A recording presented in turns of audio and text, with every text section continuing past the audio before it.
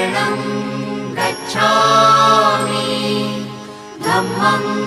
शरणं गच्छामि संघं शरणं गच्छामि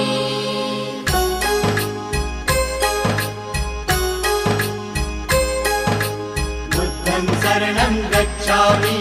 धम्मं शरणं गच्छामि संघं शरणं गच्छामि। त्याग मूर्ति तू शांत चित्त तू योग रूप संसारी